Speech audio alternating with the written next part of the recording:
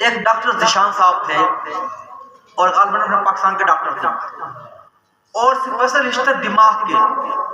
اب ہوا ایسا کہ انہوں کا جو کاروبار تھا، کام تھا، وہ یہی تھا کہ روزانہ جہاں پہ ان کو ٹائم ملتا تھا، جو بڑے بڑے ممالک تھے ان کو فقط فون کر کے بلاتے تھے، آج ہمارے ملک میں آ کے اپنے آپریشن کرنا ہے، آج آپ نے یہاں پر آپریشن کرنا ہے.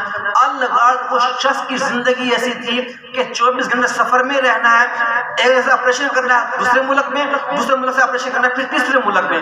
اس کا یہی سسٹم تھا. اب دوستان محترم ایسا ہوا کہ اس کو جانا تھا ایک ملک میں آپریشن کے لیے. اب کیا ہوا، جب جاتا ہے وہ ایئرپورٹ پر تو وہاں فلائٹ لیٹ ہے. اب کیا ہوا جی، انہوں نے کہا جی فلائٹ لیٹ ہے. فرمایا کہ اگر میں اس فلائٹ سے جاتا ہوں اور میں لیٹ ہو گیا تو بندہ مر جائے گا.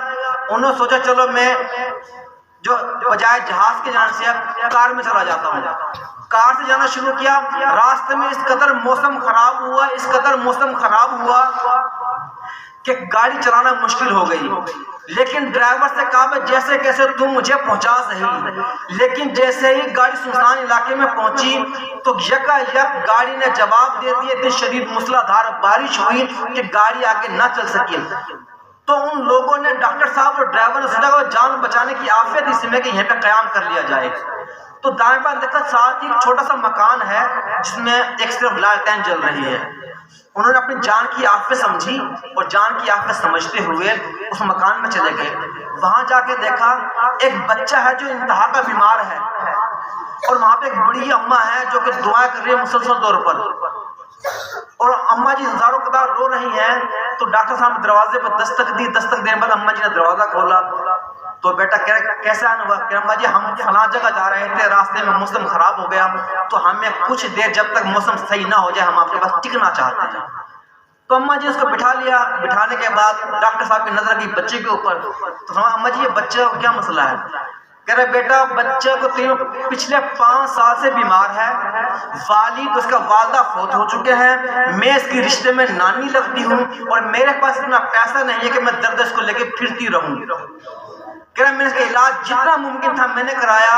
یہ آخری تحقیق یہی ہوئی کہ کوئی ڈاکٹر ہے پاکستان کا، نام ذیشان ہے، اس کا علاج فقط وہی کر سکتا ہے. لیکن میں نے سنا کہ وہ تو ہمیشہ دوروں پر ہی رہتا ہے، اس کو تو اپنے گھر میں جانے کا ٹائم ہی نہیں ملتا.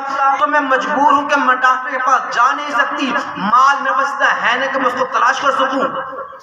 بس یہی ہے کہ میں اس کے مرنے کا انتظار کر رہی ہوں. اور میں یہی دعا کرتی ہوں کہ اللہ تعالیٰ کا زندگی بہتر ہے تو وہ اس کا علاج فرما دے.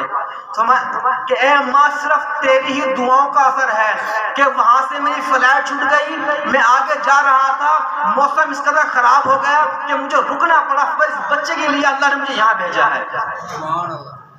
اب دوستان محترم، اللہ تبارک و تعالی جب راستہ موڑتا ہے تو جتنی آندھیاں آ جائیں، طوفان آ جائے، اللہ تعالی راستہ بنا دیتا ہے. لیکن ضرورت اس امر کی ہے کہ ہمیں ذات الہی پر یقین ہونا چاہیے. اب یقین کیسا ہے دوستان محترم؟ ایک واقعہ بیان کرتے ہوئے میں جا چاہتا ہوں. یقین ایک شخص ہے، 2 بلند عمارت کے درمیان اس نے رسی باندھی. ایک عمارت اس طرف ہے، ایک عمارت اس طرف ہے، اس کے درمیان رسی باندھی اور اپنے 4 سال کے بچے کو کندھے پہ بٹھایا اور رسی پہ چلتے ہوئے دوسری عمارت پہ چلا گیا. رسی پہ جاتے جاتے دوسری عمارت پہ جس وقت پہنچا وہ تو مجمع نے دیکھ کر بڑی تالیاں بجائے کہ تُو نے بہت بڑا کمال کیا ہے، کہ تُو نے رسی پر چلتے ہوئے دوسری عمارت پر پہنچ گیا، تُو نے بہت بڑا کمال کیا ہے. تو فرمایا، اس شخص نے کہا لوگوں اگر میں یہ کہوں کہ میں دوبارہ اس عمارت سے دوسری اس عمارت میں جانا چاہتا ہوں رسی کے ذریعے، کیا میں چلا جاؤں گا؟ تو لوگوں نے ایک آواز میں ہو کے کہا کہ بے شک جیسے تو پہلے آیا تھا ویسے تو چلا جائے گا، ہمیں تجھ پر یقین ہے. اگر تمہیں مجھ پر یقین ہے تو پہلے میرا اپنا خود کا بیٹا تھا جو میرے کندھے پہ تھا، اب مجمع میں سے کوئی بھی شخص آئے میرے کندھے پہ بیٹھے اور پھر میں اس کو اس رسی پہ چل کر اس عمارت پہ لے چلا جاؤں گا. جتنے بندوں نے خوشی کے مارے ہاں کہتے اب کسی آواز ہی نہیں نکلتی. تو اس شخص نے کہا کہ تم کو مجھ پہ یقین تو ہے لیکن بھروسہ نہیں ہے. تو دوستان محترم، ہمیں اللہ پہ یقین تو ہے کہ اللہ دینے والا ہے، لیکن ہم نے کبھی